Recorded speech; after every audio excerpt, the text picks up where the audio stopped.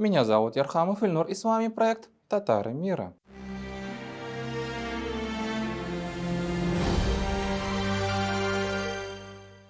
Угроза над татарским языком продолжает сохраняться. Да, все еще есть проблемы с преподаванием татарского языка в школах. Проблемы с местом и ролью татарского языка в детсадах. Не решены проблемы с функционированием татарского языка в нашей общественной, повседневной, публичной жизни. Нет заметных прорывов по развитию татарского языка в научной сфере. Я думаю, каждый татарин, кому не безразлична судьба его родного языка, его туган тель, языка его матери, отца, ата, ана һәм әби бабай теленә битара булмаган татарлар. Вот эти татары сегодня могут назвать с десяток проблем и трудностей, которые переживает наш родной язык. Но, увы, угроза над нашим языком исходит сегодня и от так называемых этноидеологических миссионеров. Мы вроде как все свои родные языки сообща должны защищать и сохранять, но, к сожалению, напор и наскоки на наш тугантель продолжаются и сегодня. Хотя всероссийская перепись населения прошла, и вроде как все спорные вопросы должны были отпасть. Но нет. Вот недавний съезд башкирских этномиссионеров в Дюртюлях. На этом съезде еще Салават Малевич Хамидуллин ляпнул, что якобы у русских, греков и казахов не было своей государственности. Так вот, в их среде есть самозваный, хотя и с одобрения Всемирного Курултая башкир, конечно же, лидер так называемых фейковых северо-западных башкир. Его зовут Радик Бахтиев. Наш родной татарский язык, безнын туган тіліне, он продолжает называть северо-западным диалектом башкирского языка. Ну и заодно удревняет все это, называя язык фейковых северо-западных башкир старобашкирским языком. Сейчас в Дюртюлинском районе находимся. Здесь тоже как бы исконно проживают башкиры. И они условно относятся к северо-западным башкирам. И они разговаривают на диалекте башкирского языка, который сейчас официально говорит северо-западный диалект, но неофициально это старобашкирский язык, на котором писал и Шейх Задабабич, Гали Чухры, такие вот люди. Разгон северо-западного диалекта в Башкортостане, направленный на самом деле против родного языка татар, проживающих в Башкирии, делается фактически под чутким руководством главы республики Радия Хабирова. Вот, например, тут ему представили детские книжки, пропагандирующие именно северо-западный диалект. Вы здесь еще хотели заострить ваше внимание, Радик. Вы это, конечно, уже видели. Леонид Митхатович, декан нашего факультета башкирской филологии. С вашего гранта мы вот это разработали по 3 диалектам башкирского. Хадр Бедга, Министерство образования задание. Какое дало, Леонид Митхатович? Для всей республики подготовить. ОМС рассмотрел вот это наше пособие. Это вот для детей 3-4 лет, это для старших рук. Минин дуньем и баштанов китаем. То есть мы, вот здесь я указала, 3 диалекта всех охватили, 3 района выступили в качестве наших партнеров. И мы вот на первом форуме учителей башкирского языка была поставлена задача начать изучение башкирского языка с детских садов. И мы пришли к выводу, что надо начать с диалектов. То есть ребенок начинает разговаривать на диалекте, на языке родителей. Ну, самое главное, вот сейчас мы к чему? Мы посмотрели, Радик Фарич, опять-таки с филологами проговорили. Диалектов же основных 3, а там дальше подразделять еще под 40 же. И вот учено-методический совет... Что у нас недавно совещание было, мы попросили ваш факультет вместе с факультетом БГУ проанализировать вообще все методики существующие, которые вот проанализировать, как у нас в полилингвальной школе, прям вам разделиться, может быть, поехать, потому что чтобы нам, мы хорошие дела затеяли. Вот основное еще вот это момент. Для школ для садиков уже вот 3 основных диалекта разработаем, и в сентябре задачу поставил, и Азат Шамилевич задачу поставил, что в сентябре... Бұл тәрбиесімен бірге өздері қатынаштылар, үш район тәрбие. Балаларға мына, балаларға, вот это вот. Мына қойырға, мына пазыл ерға, вот балаларға, бұл тәрбиешілерге. И өз диалект мында. Мына патриот әдірлейбет, өдебеден ихаттан асылып кетті, менің Башқұртстаным тепеді.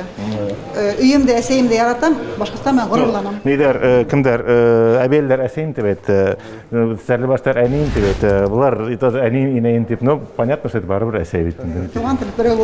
Но сегодня я хотел бы поговорить о настоящем защитнике татарского языка.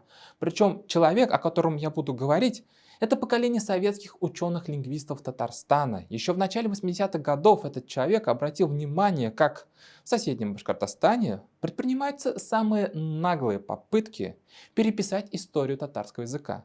исказить роль татарского языка в истории поволжских народов. Я говорю о Фазыле Салиховиче Фасиеве. Он родился в далеком 1925 году, прожил 91 год и покинул нас в 2016 году.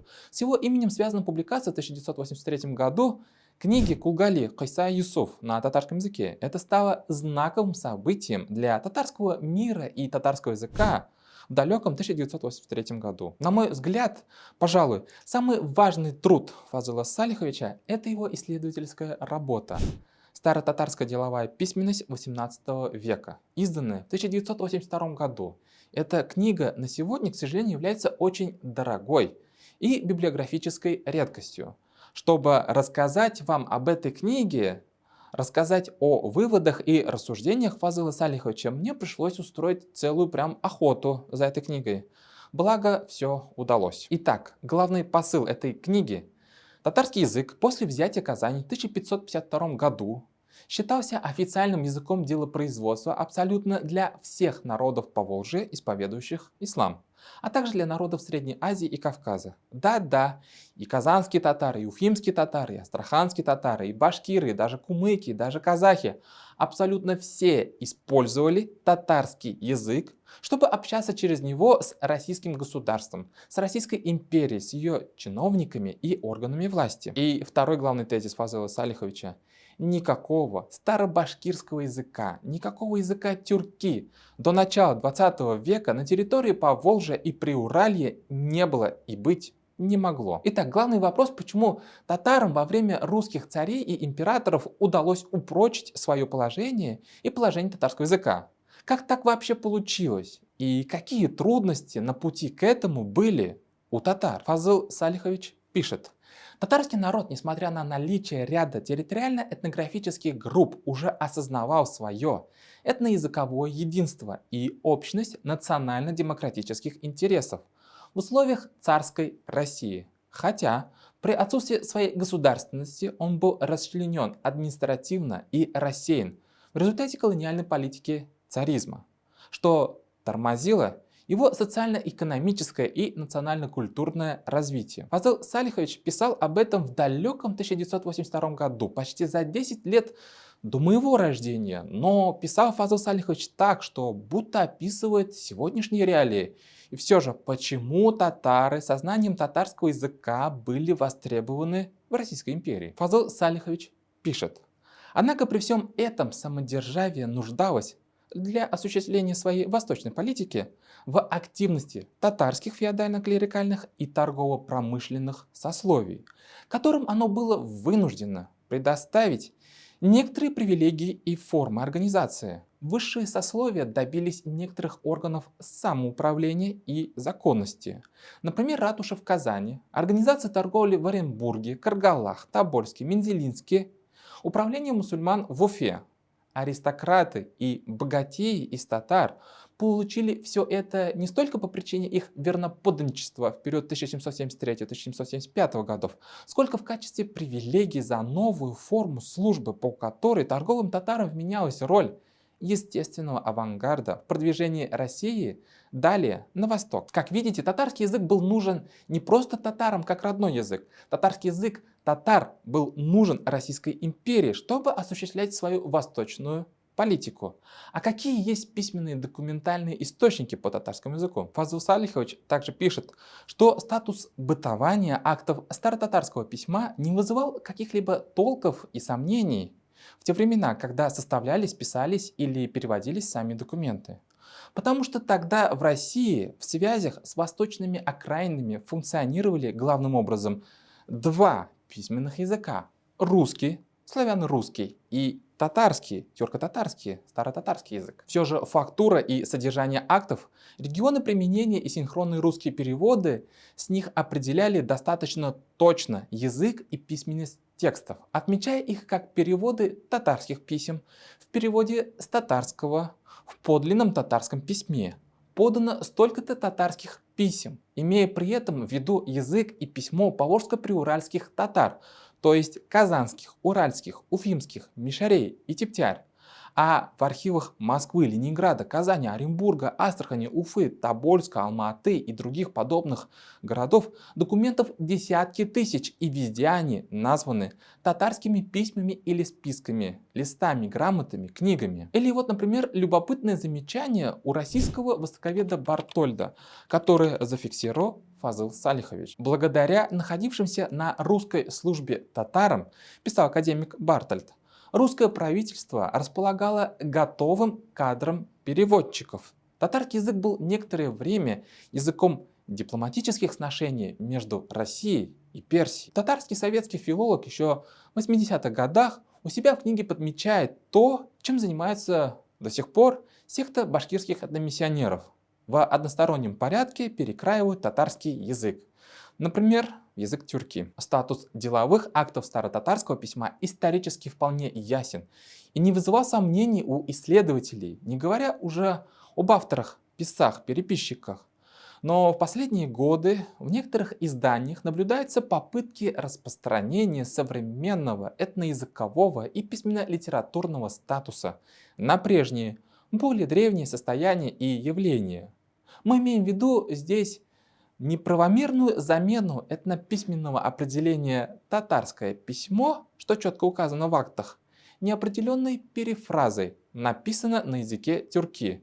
При этом применяется методика, суть которой станет очевидной из следующих иллюстраций. Здесь и далее в качестве примера Фазыл Салихович приводит третий том материалов по истории Башкирской АСР, изданный еще в далеком 1949 году. Документов на восточных языках, в частности на так называемом тюрки, бытовавшем башкирской письменности XVIII века, в настоящем томе почти нет. Два доношения башкир Аксакова, написанные на этом языке, даны в фотокопиях и переводах X века и далее. В публикуемых документах часто встречаются рукоприкладства на русском языке и на языке тюрки.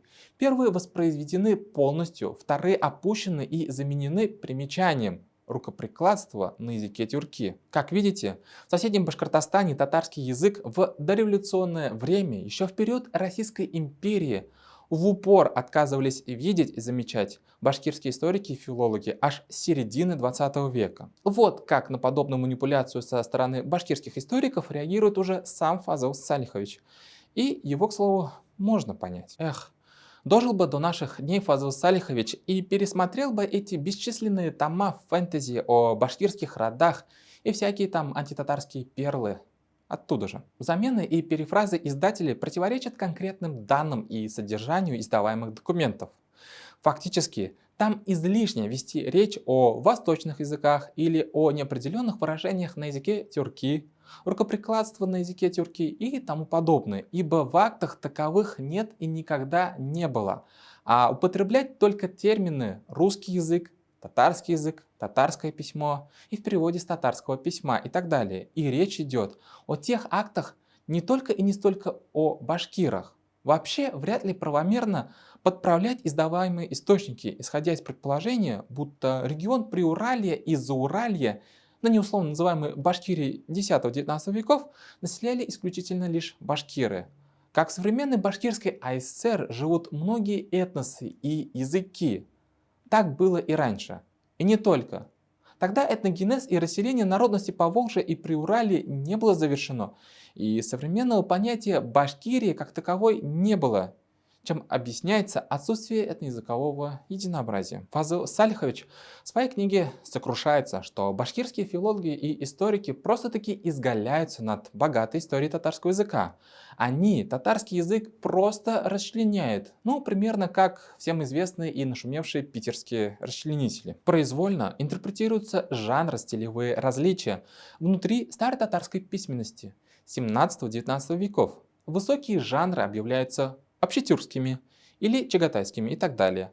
А часть состава текстов среднего и низкого стилей сближается, минуя татарский, с иными разговорными языками, в частности с башкирским.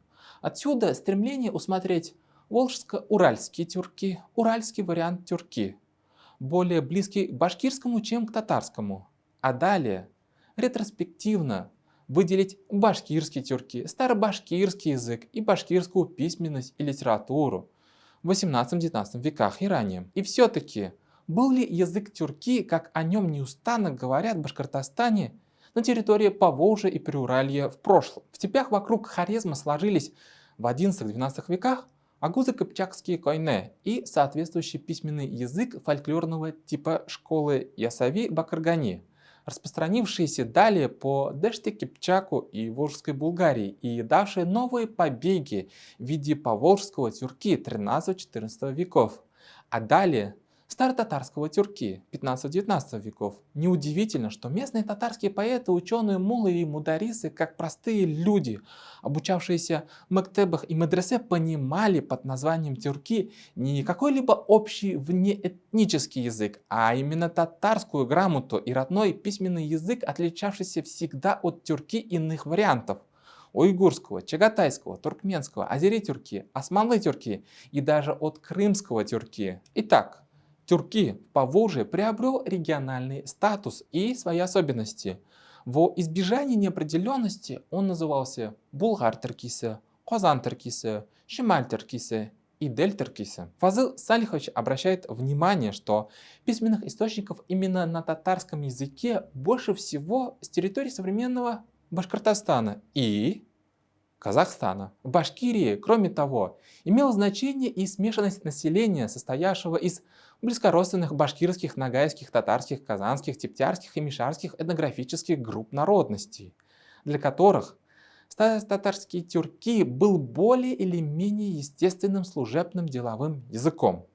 Вот почему значительное количество старотатарских документов, начиная с 18 века, происходит из Башкирии и Оренбуржья. А вот эти выводы татарского филолога уже относительно казахов и того, что с русской администрацией Российской империи они общались на татарском языке. Поскольку в Казахстане население этнически было более однородным, то там чисто служебный характер старотатарского языка не вызывает сомнения. В языковом отношении документы, исходившие от казахских феодалов, представляют образцы специфически канцелярского языка, стиля, в котором выделяются татарские и в гораздо меньшей пропорции, собственно, казахские элементы. Татарский язык документов со среднеазиатскими архаизмами и арабизмами был совершенно недоступен основной массе казахского населения.